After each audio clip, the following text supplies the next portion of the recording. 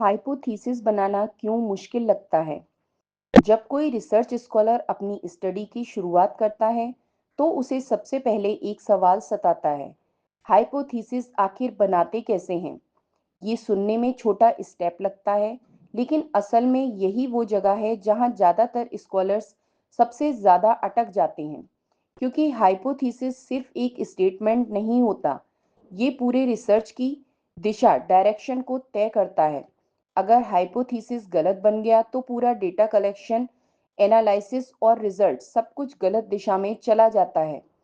Hypothesis बनाना मुश्किल इसलिए लगता है क्योंकि इसके लिए दो चीज़ों की ज़रूरत होती है: डीप अंडरस्टैंडिंग और क्लियर थिंकिंग। स्कॉलर को अपने टॉपिक के हर एंगल को समझना पड़ता है, देखना पड़ता है कि कौन से वेरिएबल्स आपस में जुड़े हैं और कैसे। लेकिन ज़्यादातर स्कॉलर्स बिना प्रॉपर रीडिंग के बस अपने असेप्शन पर हाइपोथीसिस बना लेते हैं। रिजल्ट ये होता है कि बाद में डेटा उस हाइपोथीसिस को सपोर्ट ही नहीं करता, और जब हाइपोथीसिस रिजेक्ट होता है तो स्कॉलर को लगता है कि शायद उसने कुछ गलत कर दिया, जबकि असल गलती शुरुआत में ही थी। कई स्कॉलर्स को ये भी नहीं पता होता कि हाइपोथीसिस के टाइप्स क्या होते हैं, नल हाइपोथीसिस और अल्टरनेटिव हाइपोथीसिस में क्या फ़र्क है। ये कन्फ्यूज़न अक्सर रहता है।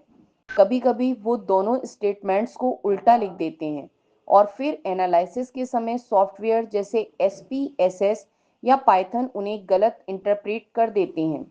फिर एग्जामिनर पूछता है, आपका हाइपोथीसिस एक्चुअली प्रूव हुआ या रिजेक्ट, और स्कॉलर खुद अनश्योर हो जाता है। हाइपोथीसिस बनाते समय एक और चैलेंज होता है रिसर्च गैप को समझना। कई स्कॉलर्स हाइपोथीसिस ऐसे एरियाज में बना लेते हैं जहां पहले से बहुत सारी स्टडीज हो चुकी हैं। ऐसे में उनका हाइपोथीसिस नया या यूनिक नहीं लगता, जबकि कुछ स्कॉलर्स इतने नए डायरेक्शन में चले जाते हैं कि उनके पास उस हाइपोथीसिस को टेस्ट करने के लिए रिलायबल डेटा ही नहीं होता। इसलिए हाइपोथीसिस बनाते समय बैलेंस जरूरी होता है, ना बहुत सेफ ना बहुत रिस्की। हाइपोथीसिस बनाना मुश्किल इसलिए भी है क्योंकि इसमें लॉजिक और क्रिएटिविटी दोनों का कॉम्बिनेशन चाहिए। आपको ये लॉजिकली प्रूव करना होता है कि आपका स्टेटमेंट थ्योरेटिकली वैलिड है, लेकिन साथ ही इतना क्रिएटिव भी होना चाहिए कि वो एग्जिस्टिंग रिसर्च से अलग दिखे। यानी हाइपोथीसिस लिखना सिर्फ एक टेक्निकल टास्क नहीं, बल्कि एक थिंकिंग स्किल है जो एक्सपीरियंस से डेवलप होती है। और हाँ, एक हिडन रीजन ये भी है कि कई स्कॉलर्स हाइपोथीसिस को फॉर्मेलिटी समझते हैं। उन्हें लगता है कि बस स्टेटमेंट लिख देना काफ़ी है, लेकिन असल में हाइपोथीसिस वो कंपास है जो पूरे रिसर्च को डायरेक्शन देता है। अगर वो सही नहीं है तो स्कॉलर भटक जाता है। कभी टॉपिक बदलने का मन करता है, कभी डेटा गलत लगता है, कभी रिजल्ट समझ नहीं आता। इसलिए एक्सपर्ट्स हमेशा कहते हैं हाइपोथीसिस लिखना आसान है, लेकिन सही हाइपोथीसिस लिखना एक आर्ट है।